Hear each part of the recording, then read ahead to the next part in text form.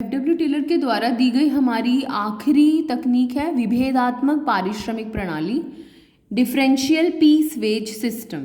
विभेदात्मक पारिश्रमिक प्रणाली या डिफरेंशियल पीस वेज सिस्टम। देखिए इसमें क्या होता है, एफडब्ल्यू टेलर का ऐसा मानना है कि संगठन में कारीगरों को दो श्रेणियों में विभाजित किया जाना चाहिए, अच्छा कर्मचारी, कुशल कर्मचारी और अकुशल कर्मचारी। आप देख सकते हैं कुशल कर्मचारी और अकुशल कैसे मान रहे हैं। जो ज़्यादा उत्पादन कर रहा है, अच्छा उत्पादन कर रहा है, वो कुशल कर्मचारी कहला रहा है।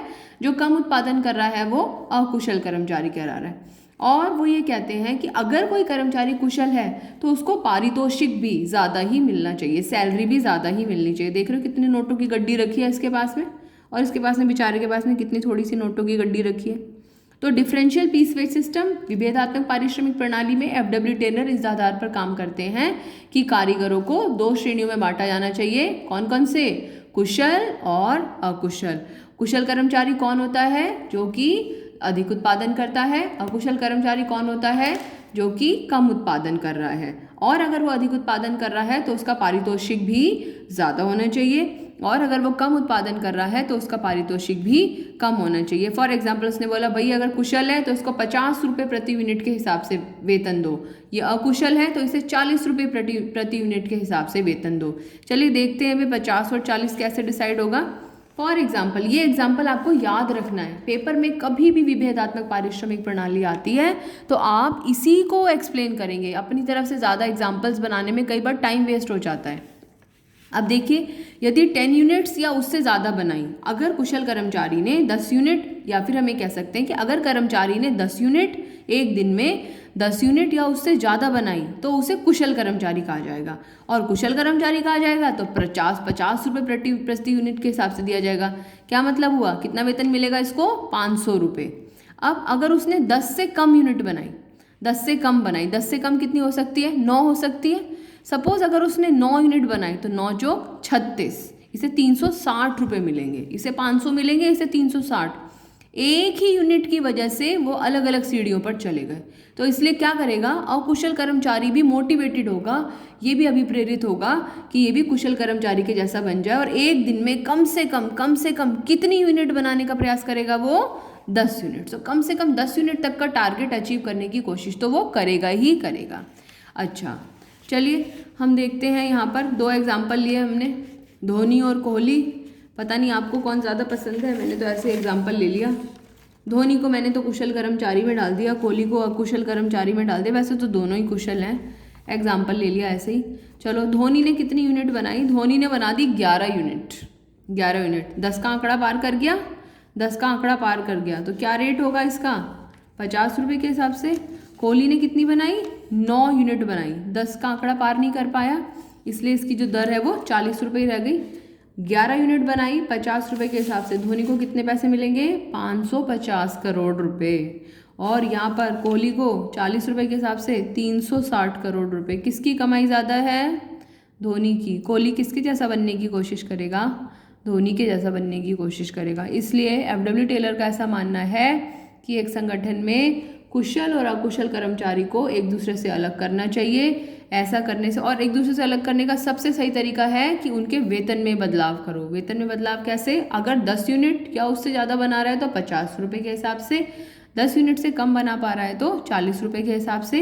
1 से 11 यूनिट बनवा दो, 1 से 9 यूनिट बना दो, अपने आप ही आंसर डिफरेंट आएगा और आप बता सकेंगे कि देखिए केवल 2 यूनिट का डिफरेंस है, लेकिन इसी की वजह से उनके वेतन में इतनी कमी आ गई है, इतना चेंज आ गया है। तो अकुशल कर्मचारी भी अगली बार प्रयास करेगा कि वो कुशल कर्मचारी के जैसा बन जाए। तो बच्चों हमारी वैज्ञानिक प्रबंध की चारों तकनीकें कंप्लीट हुई, वैज्ञानिक प्रबंध के चारों सिद्धांत कंप्लीट हो गए, हेनरी फ्यूल द्वारा दिए गए 14 सिद्धांत हमारे कंप्लीट हुए। ये चैप्टर हमारा ऑलमोस्ट कंप्लीट हो गया है और नेक्स्ट क्लास में हम इससे रिलेटेड एक क्विज करेंगे, तो जस्ट बी प्रिपेयर्ड, तैयार रहना। ओके ज़रा फटाफट रिवाइज कर लेते हैं कौन कौन सी वैज्ञानिक प्रबंध की तकनीकें। पहले तो वैज्ञानिक प्रबंध के कितने सिद्धांत? 4। कितनी तकनीकें? 4।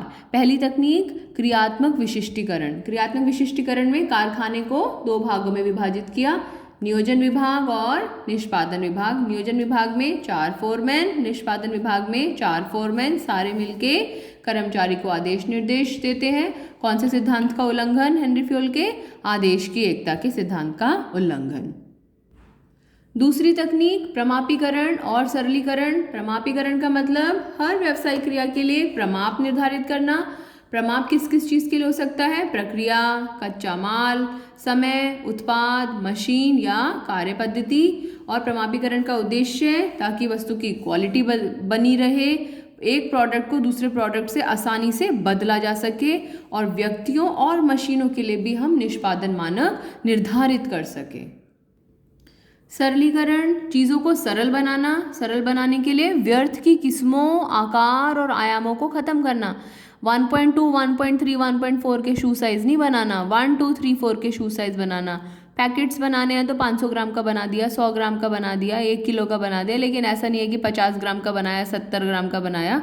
तो इससे क्या फ़ायदा होता है? चीज़ों को सरल करने से क्या फ़ायदा होता है? हमारी लागत में कमी आती है। लागत 3 तरह की, श्रम की लागत, मशीन की लागत, उसके माल के रखरखाव की लागत कम भी हो जाती है और माल का रखरखाव सरल भी हो जाता है। तीसरी तकनीक जो हमने पढ़ी थी वो थी कार्य अध्ययन। कार्य अध्ययन के 4 हिस्से: कार्यविधि अध्ययन, गति अध्ययन, समय अध्ययन और थकान अध्ययन।